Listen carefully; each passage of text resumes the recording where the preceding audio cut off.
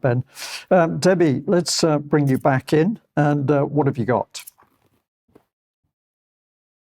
That this is a collaborative effort between Professor Diane Rasmussen-McCaddy and Cheryl Granger, because originally we are looking at antimicrobial resistance, and we're going to be looking at a lot more of it in the future. But this is where we need UKC Verify, and we need Diane. So I'm just going to throw this out there. Is antibiotic resistance fake news? And I'm going to use this as an example, because have we become antibiotic resistant? Are the public being blamed for overuse and demanding too many antibiotics? How much of this antimicrobial resistance narrative is actually genuine? So, well, Prince William thinks it's very genuine. In fact, Prince William thinks it's so serious, and he says that antimicrobial resistance jeopardizes the well-being of future generations. So much so that he's become patron of an appeal to create the Fleming Centre. So what is the Fleming Centre and the Fleming Initiative? Well, when we go to look at what the Fleming Initiative is, it says that it wants to keep antibiotics working for the next 100 years. 100 years keeping antibiotics working. However, what I would say is keep tuned for future broadcasts, because we're going to be looking at what antibiotics? So who are they partnered with, the Fleming Centre? Well, I just want to make you aware of this, and please note Imperial, right? So this is very important. Moving on. So Imperial College Healthcare are teamed up with Fleming. So just take note of that. Now, Prince William's support for Fleming has continued, but interestingly, it looks like he's put a time limit on it, because he says he's going to support it for the next 5 years, which seems extraordinary that he's put a time limit on it, but he has. So let's go and see who's in the leadership, because it's always interesting to see who leads these organisations.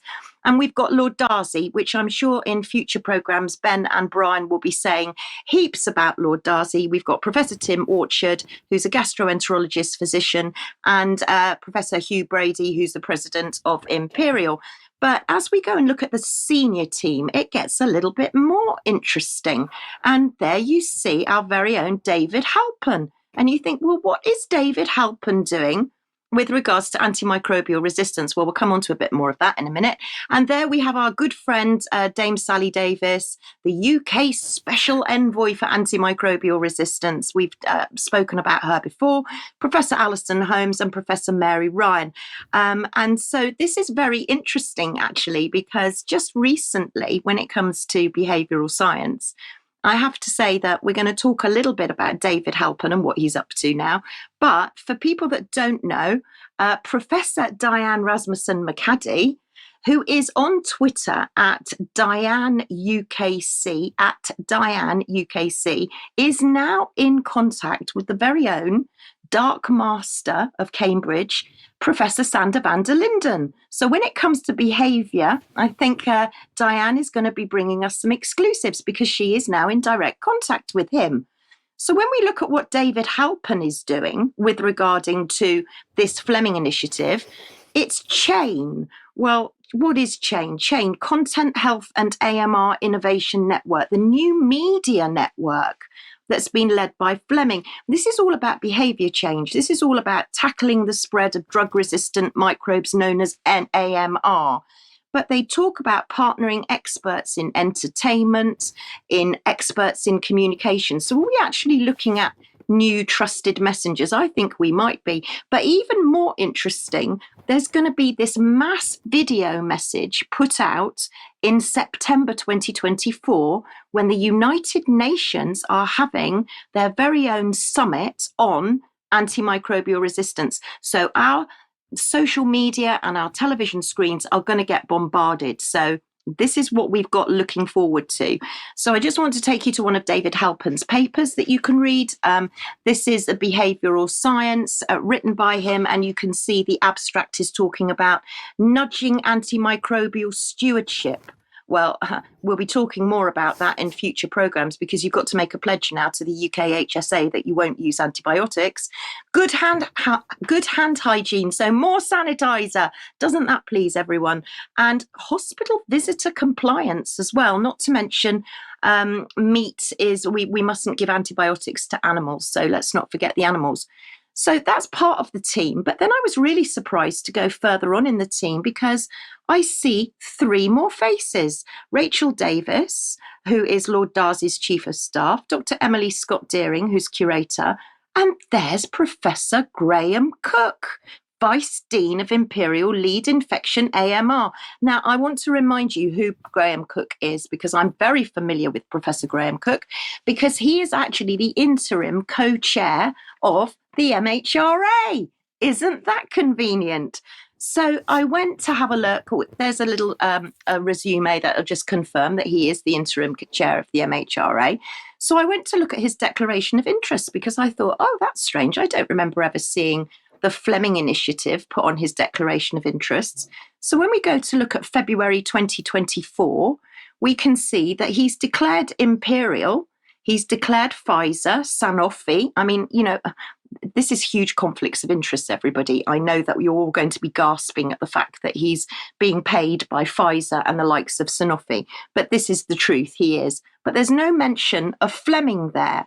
So I went to YouTube, because I thought, well, I'll check out the transcript of the last board meeting that was actually published. So the next slide, you'll see a picture of the YouTube that I actually went to, just so that you can see that there's nothing mentioned.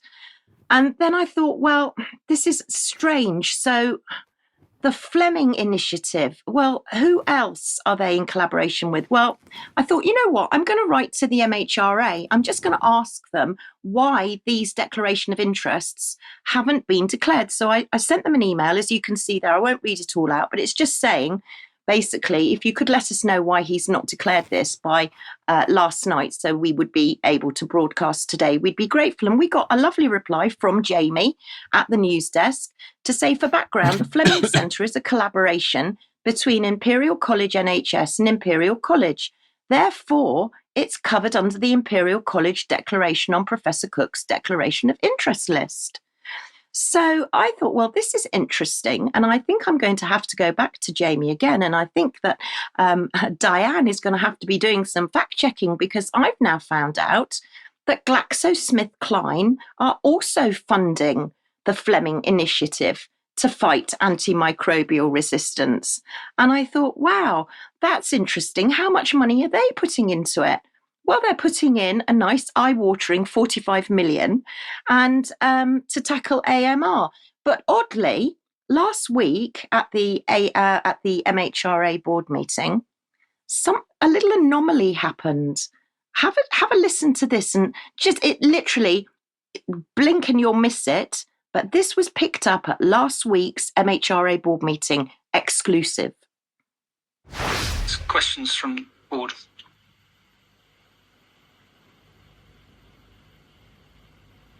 Don't be shy, or I'll have to ask about AMR.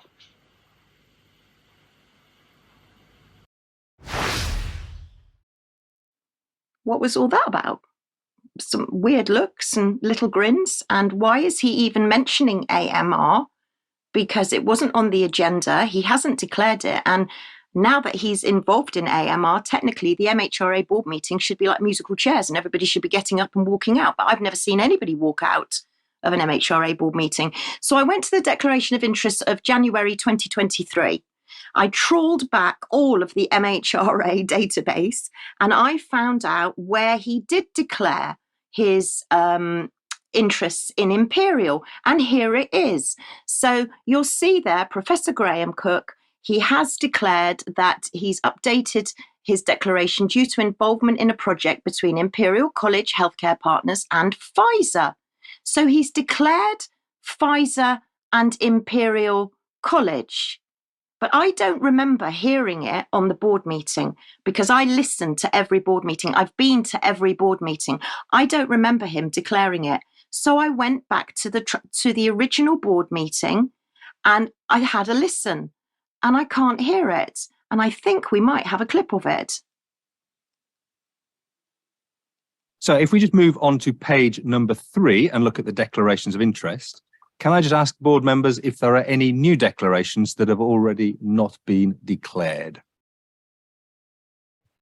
So I'm not seeing anybody raising any points there. So on that basis, can I assume that the register is accurate? Okay. Having reviewed that register, I've concluded that there's no reason to ask anybody to step out of the meeting for any of the items, and I'm therefore proposing that no further mitigations are required. Can I just check everyone's content with that? Thank you. Okay. That's strange, don't you think? That it's written in the minutes, but in the corresponding video, there's no mention of it at all. So I went to their policy, the MHRA policy on declaring and managing interests for members of the MHRA Unitary Board. Now, I know that many of our viewers and listeners, you've all been members of boards before probably, and you've been asked for conflicts of interest, or maybe you've even chaired boards. So I'd really like your advice on this, because this policy, it says responsible officer Stephen Lightfoot. Well, Stephen Lightfoot left nearly a year ago, so it obviously hasn't been updated. It says the next review date is due January 2024. Well, we are now nearly June 2024, and there is no update. But what does the policy actually say? I'm not going to read out everything that it says, but it basically says that if members become aware of a matter in which discussion at board meetings could be regarding as affecting their impartiality, they must alert the board secretary. And also they say that, you know, if an issue does arise for discussion, they have to excuse themselves. But I have never seen anybody leave the MHRA board meeting, and the conflicts of interest are wide and very varied. Not one person has ever got up and left. And I want to remind everybody too as well, the MHRA is 86% funded by the pharmaceutical company.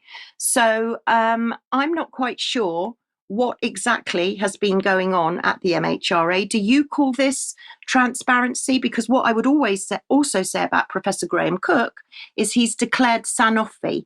And I know that Sanofi makes sodium valproate, and I know that he's never excused himself from the room when sodium valproate is being discussed. So there are a lot more questions, a lot more examples to bring forward. And I think Professor Diane Rasmussen-McCaddy and Cheryl and I are going to be very busy moving forward. Is this the next behavioural PSYOP moving forward?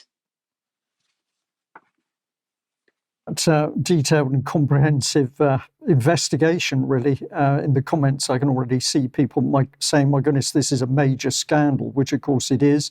And it's around our health and our safety at the hands of the pharmaceutical companies. So I think a lot more work to be done. But of course, the more people who are awake to what's happening, the better our position to get it stopped. And I would also say replace some of these people from their official posts. Unfortunately, we're out of time, so we're going to have to leave it there. Ben, thank you very much for your report. Debbie, thank you. Big thank you to our guest, James Roguski. Another excellent report. We will be back in a few minutes for extra time. We're going to be talking a little bit about how people approach the UK column. We get some wonderful emails, some tremendous information from most people. There are a couple of people who think that they can get engaged with the UK column by attempting to bully us and pressurise us. And I was very disappointed that this happened recently with a man who says he is an ex-policeman.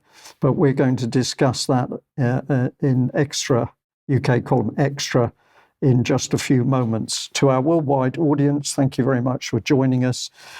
We will be back for another news Monday next week. But if you're a member of UK column, stay with us for UK column Extra.